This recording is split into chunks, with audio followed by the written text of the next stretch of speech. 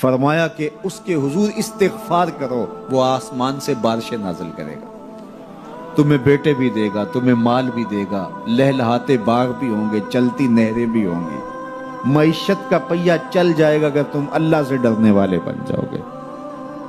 تو آج ہم کہتے ہیں یہ ہو فلاں ماہر اور فلاں شخص ہو تو پھر ہماری معیشت بہتر ہو سکتی ہے۔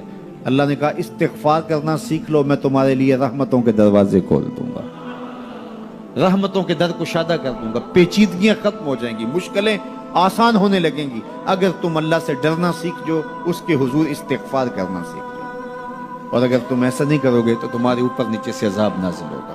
وَهُوَ الْقَادِرُ، وہ اس بات پہ قادر ہے، ان یبعث علیکم عذاباً، کہ وہ تمہارے اوپر عذاب نازل کرے، تمہارے اوپر سے، تمہارے نیچے سے۔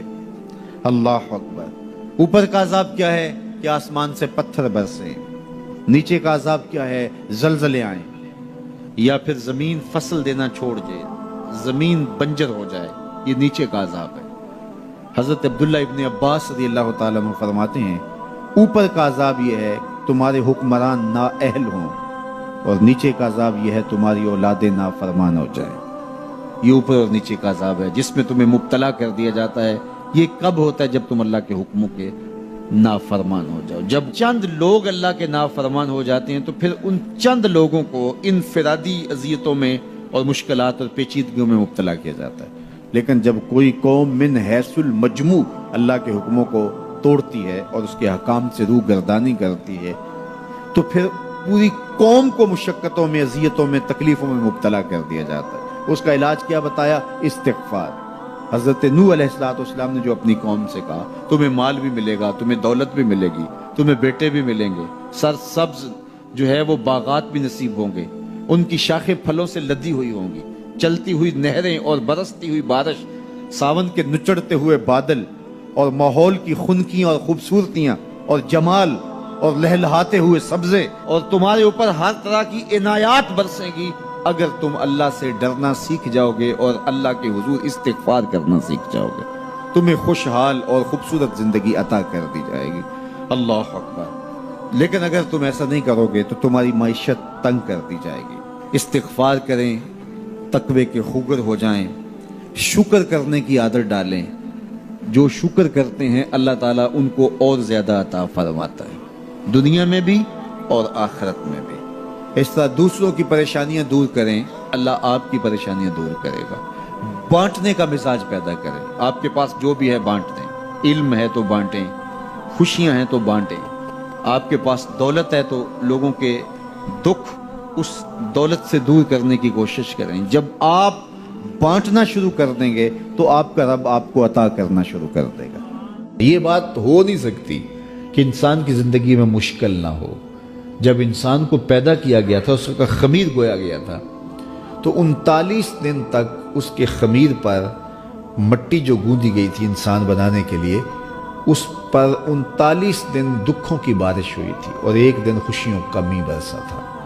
تو انسان کی زندگی میں خوشیاں اور غم اس تناسب سے ہیں۔ لَقَدْ خَلَقْنَا الْإِنسَانَ فِي قَبْضٍ، انسان کی زندگی مشقتوں کا مجموعہ ہے، حالات کی تلخیوں کے سے مقابلہ کرنا پڑتا ہے، لیکن حالات مشکل ہو جائیں تو ان سے نکلنے کا راستہ کیا ہے؟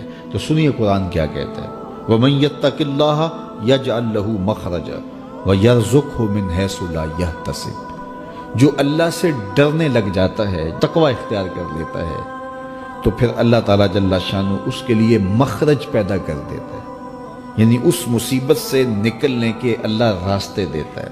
یہ اس شخص کا مقصوم ہے جو اللہ سے ڈرتا ہے۔ اس پر مشکلات اس پہ بھی آتی ہیں، یہ نہیں کہ اس پہ مشکلات نہیں آتی، زندگی کی مشکلات کا وہ بھی شکار ہوتا ہے، لیکن جو ہی مشکلات آتی ہیں ان مشکلات سے نکلنے کا اللہ اسے راستہ بھی عطا کر دیتا ہے۔ اور دوسری بات، وَيَرْزُقْهُ مِنْ حَيْثُ لَا يَحْتَسِبُ، اللہ اس کو وہاں سے رزق دیتا ہے جہاں سے اسے گمان بھی نہیں ہوتا، وہاں سے رزق دے دیتا ہے۔ بندہ تو یہ کہتا نا کہ مجھے یہاں سے ملے گا، یہاں سے، ایک بندے کی منصوبہ بندی ہے، لیکن جو اللہ سے ڈرنے والا ہوگا اللہ اس کو وہاں سے رزق دے گا جہاں اسے گمان بھی نہیں ہوگا، خیال بھی نہیں ہوگا کہ یہ راستہ بھی حصول رزق کا ہو سکتا ہے۔ تو یہ میرے رب کا وعدہ ہے اور میرے رب کے وعدے سچے ہیں۔ تو جب تم اللہ سے ڈرنے لگو گے تو یہ تخت و تاج، یہ دنیا کی عزتیں، یہ تمہارے قدموں میں ہوں گی۔ اس سے ڈرنے کا نتیجہ ہے جو تمہارا رب تمہیں عطا فرمائے گا۔ حضرت عمر رضی اللہ تعالیٰ عنہ کی خدمت میں ایک شخص آیا، اس نے کہا میرے ہاں اولاد نہیں ہے، تو آپ نے کہا استغفار پڑھا کرو۔ ایک دوسرا شخص آیا کہ صاحب بارشیں نہیں ہوتی، فرمایا استغفار پڑھا کرو۔ تیسرا شخص حاضر خدمت ہوا اور کہا کہ ہمارے ہاں قحط کا عالم ہے، فرمایا کہ استغفار پڑھا کرو۔ تو کوئی پاس بیٹھا تھا، اس کے اٹھ کے جانے کے بعد کہا کہ مختلف لوگ مختلف سوال لے کر آئے اور آپ نے ایک ہی جواب دیا کہ استغفار پڑھا کرو۔ تو کہا میں نے اپنے طرف سے تھوڑا دیا، یہ تو میرے رب کا فرمان ہے۔ کہا وہ کیسے؟ کہا سورہ نوح پڑھو، فَقُلْتُ اسْتَغْفِرُوا رَبَّكُمْ۔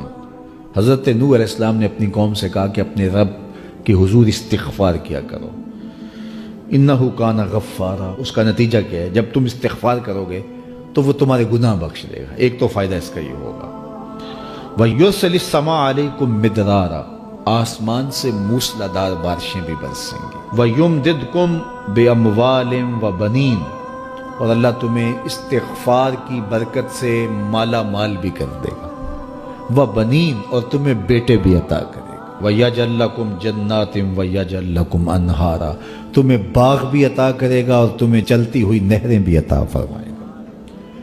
آج میں سمجھتا ہوں کہ پاکستانی قوم کو اجتماعی استغفار کی ضرورت ہے۔ آپ کے دریاؤں کا پانی سوکھ گیا، استغفار کریں گے اللہ تعالیٰ ان کو پانیوں سے مالا مال کر دے گا، بارشیں ہوں گی، قحط سالیاں دور ہوں گی، بے اولادوں کو استغفار سے اولاد نصیب ہوگی، اور معیشت کی بہتری جو ہے وہ استغفار کے ذریعے سے ہوتی ہے۔